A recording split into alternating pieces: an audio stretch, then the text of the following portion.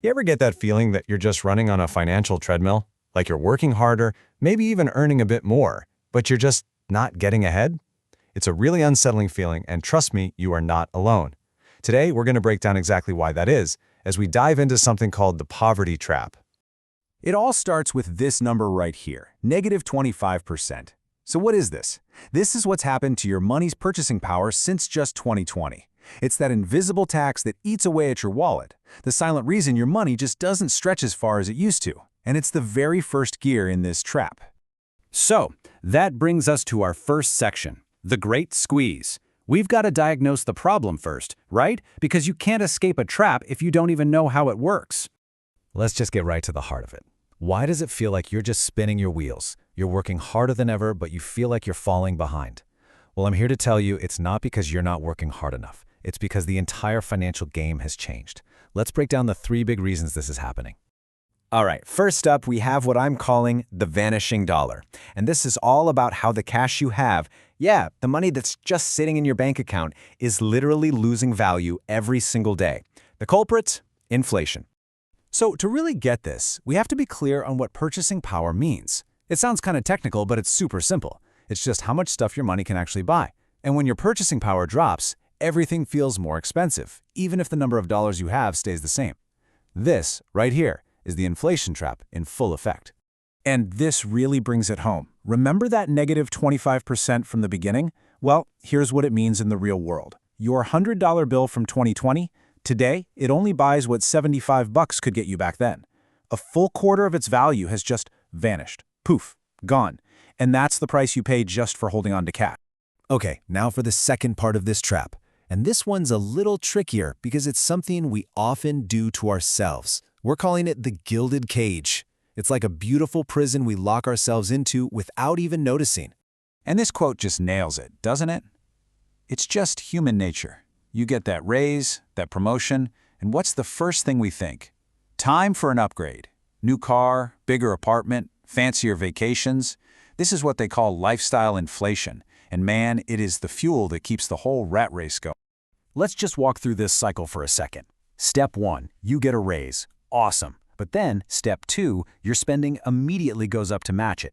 And before you know it, step 3, that old financial pressure is right back where it started. So what do? Step 4, you gotta chase another raise. And the whole thing starts all over again. The really crazy part? You never actually get ahead.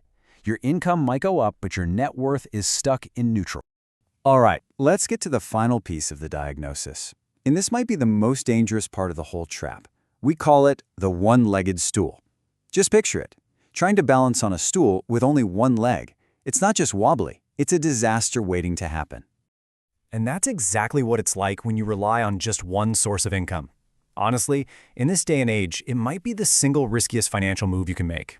All it takes is one thing. A layoff, your industry changing overnight, and that one leg gets kicked right out from under you. Everything comes crashing down. Okay, so we've laid it all out. The vanishing dollar, the gilded cage, the one-legged stool. I know it sounds pretty grim, but here's the good news. Once you understand how the trap is built, you can find the way out. So let's shift gears. It's time to talk about the escape plan. So, the big question is, if holding cash is a losing game and relying on one paycheck is super risky, what's the move? Where is the smart money actually going to get out of this squeeze? And the answer is a total shift in thinking. The wealthiest people out there, they're not just stacking up cash in a bank account. No way. They're doing the exact opposite. They are getting out of cash and into things that actually hold, or even better, grow in value. In other words, they're buying assets. So what does an asset portfolio look like today? Well, people are looking for things that can't just be printed into oblivion. We're talking about things like decentralized assets, crypto, which isn't controlled by any one government. They're looking at timeless stores of value, like gold, which has been protecting wealth for thousands of years. And they're looking at owning pieces of businesses that are using the most powerful technologies we have, like AI. And this chart just lays out the 2 different worlds perfectly. On one side, you have the cash-based world. Your money is constantly losing value, you're tied to that single income, and you are totally vulnerable to shocks. But then look at the asset-based side. Your wealth is protected from inflation, you open up the possibility from multiple income streams, and you build real resilience because you're diversified. We're talking about two completely different financial futures. And this brings us to the absolute key to the entire escape plan: multi-stream income.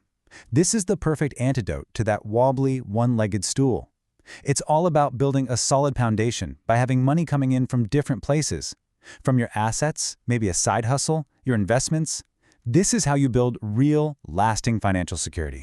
So there you have it. We've mapped out the trap and we've laid out the escape plan, the roadmap away from the squeeze of inflation and the rat race and toward a future built on resilient assets.